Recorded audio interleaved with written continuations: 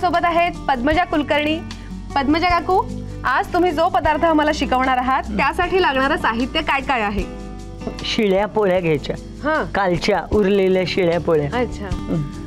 त्याच्यानंतर मग कांदा, तेल, कोथिंबीर, लसूण, तीळ, मोहरी आणि हिंग, हळद, तिखट, जिरं, काळा मसाला म्हणजे गोडा मसाला म्हणतात त्याला, मीठ, तूप, आलं आणि मिरच्या आणि सुकं खोबरं आणि ह्या तिन्ही डाळी 3 तास भिजवलेल्या आहेत. तिन्ही म्हणजे मुगाची डाळ, उडदाची डाळ आणि तुरीची डाळ. चला आपण करायला घेऊया. हो, लगेच.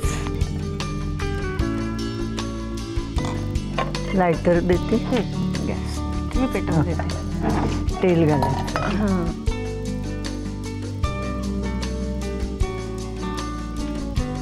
थोड्या तेलात बनणारा हा पदार्थ आहे. मोठाच कर. अच्छा, मोठा करायचा का? वेळ लागेल ना तापायला. काकूने जे काही साहित्य सांगितलं ते तुम्ही लिहून घेतलंत ना? कारण अगदी सोपं साहित्य आहे. आपल्या फोडणीच्या डब्यात हे सगळे पदार्थ आपल्याला मिळणार आहेत आणि थोडेसं काय कोथिंबीर, आलं, लसूण असे सगळे पदार्थ घरी असतात. हो, अगदी. काही आणायला नको कुठून काही. काकू, मला वाटतं हे तेल तापलंय. आता ही मोहरी घातली त्यात. असं ती मोहरी घातल्यानंतर त्याचा एकदम. आता ही मोहरी घातल्याबरोबर त्याच्यात काय घालायचं? कांदा थोडा कमी करू गॅस. कमी कर, कारण हिंग आणि हळद घातली की लगेच करपतं ना. मला डाव देते, तो डाव द्यायचा.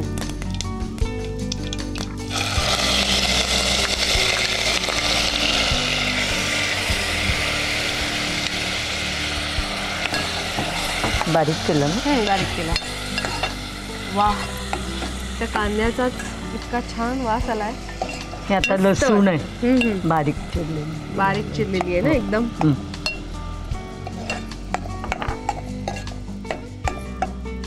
आलं घालायचं. अच्छा, किती? साधारण 2 चमचे. आणि लसूण पण 2 चमचे. आता मोठं कर. त्याचं नाव काय असू शकेल ह्याचा थोडासा विचार करायला सुरुवात करा. आता हिंग घालायचा. तो हिंग घातल्याबरोबर घमघमाट सुटेल एकदम. हे जिरं,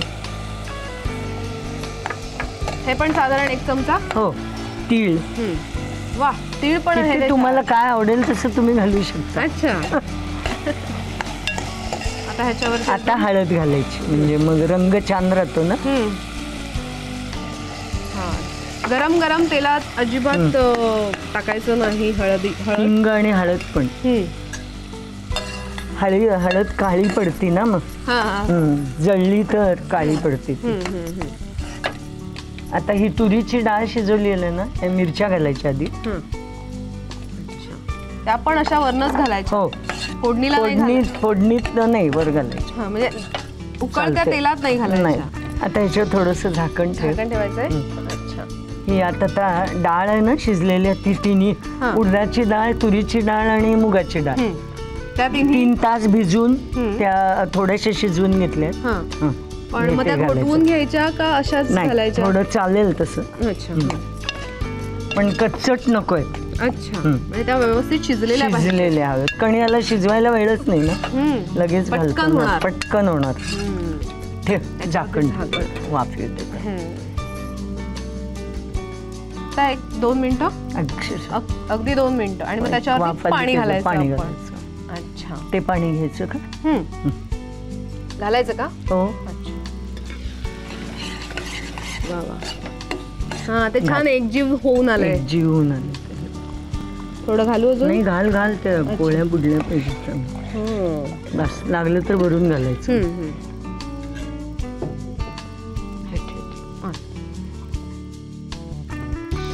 आता यात मीठ घालायचं. अच्छा, अंदाजाने. तुम्हाला कसं जास्त खारट हवं असेल तर जास्त.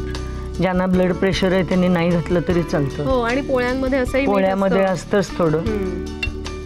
आणि तो हाताचा अंदाज. हो, हातासारखा चमचा नाही, खरंच आहे. हा गोडा मसाला आहे, काळा मसाला सगळ्याच घालायचं हो, का? अच्छा. छान लागतं. तर कोणाला झणझणीत हवं असेल तर त्या हिरव्या मिरच्या पण थोड्याशा जास्त घातल्या तरी हो. चालतील. मलाही आवडतं जरा हो झणझणीत ना? मस्तपैकी. हो. हे बघ आता याला चांगली उकळी आली. हम्म. यात आता कोथिंबीर घालायची. अच्छा. कोथिंबीर हं. मस्त.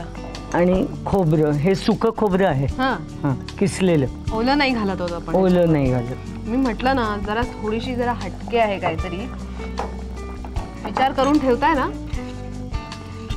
की ह्या रेसिपीचं नाव काय असेल. कालच्या पोळ्या आणि डाळ.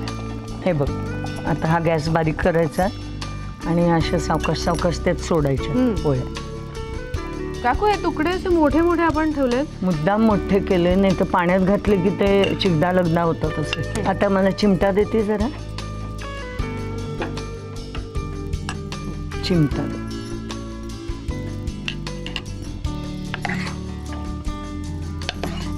आता थोडं पाणी घाल आणखी याच्यात. अच्छा. थोडं शिजायला हवं ना त्यात.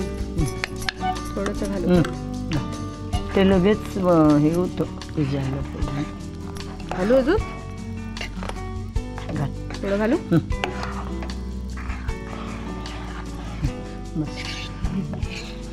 खरंच तुमच्यासारखे अनुभवी लोक इथे येतात ना आणि मग आम्हाला असं काय काय छान छान शिकवतात ना, त्याच्यामुळेच आम्ही असं नवीन नवीन पदार्थ खाऊ शकतोय, बनवू शकतोय, शिकू शकतोय.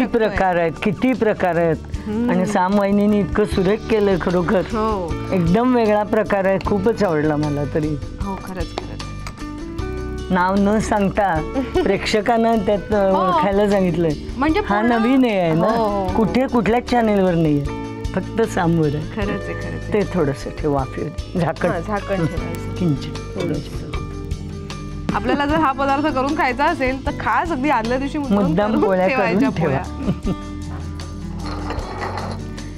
आता आपण तो काढूया. हो, खाली उतरूया आणि खोबरं आणि कोथिंबीर घालूया. वाफ आली छान त्याला.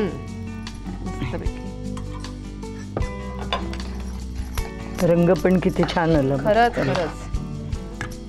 आणि त्या हिरव्या मिरच्या आहेत ना, तुम्ही अशा उकळत्या तेलात नाही टाकल्यात, त्याच्यामुळे त्याचाही रंग म्हणूनच टाकायचं, नाही तर काळ्या पडतात ना सगळ्या. अच्छा. पण मला एक सांगा काकू, तुम्ही ही खालती उतरवून मग कोथिंबीर टाकण्याचं कारण? वास छान लागतो. अच्छा. शिजवताना पण घातली थोडी, पण सगळीच घातली असती तर ती अशी हिरवी राहिली नसती. आणि हिरव्या कोथिंबीरीत ए विटॅमिन असतं भरपूर. ते खाणं जास्त चांगलं ना. त्याने पण म्हणजे शिजवून खाण्यापेक्षा सबन नव्हती.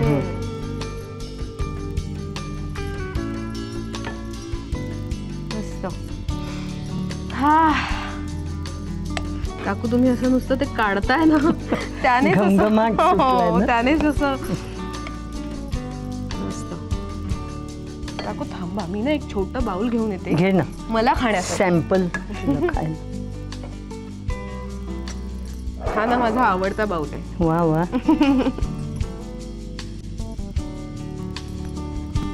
आठवलं तुम्हाला नाव? म्हणजे विचार करून ठेवलंय ना? कळलंय का काय आहे हे? सुचतंय का तुम्हाला? एक मला चमचा देते. हो. तूप घालायचं. तूप कसं विसरू शकतो आपण? नाही तूप पाहिजेच त्याला. तुपाशिवाय चांगलं नाहीच लागत. आणि आपला जन्म खाण्यासाठीच झालाय म्हटल्यानंतर काय. माझ्या डिश मध्ये पण घाला. हे आमच्या मला वाटलं तुला नकोय. तू नाही, हल्लीच्या मुली खात नाही. नको नको नको नको कर. तुम्हाला माझ्यावर असं वाटतंय का काकू? पण ना म्हणूनच तू खात नाहीस असं वाटलं मला. नाही तूप म्हणजे असं आडवा हात.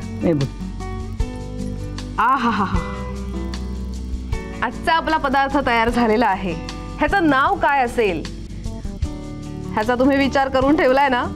मला खूप उत्सुकता लागली आहे. मी थोड्या वेळाने विचारते काकूंना की याचं नाव काय आहे, आणि तुम्ही ठरवलेलं असेल, विचार करून ठेवला असेल तर तुम्ही लगेच फोन करून सांगून टाका. मी चाखून बघणार आहे, त्याची टेस्ट घेणार आहे. काकू हे जे काही तुपाची धार,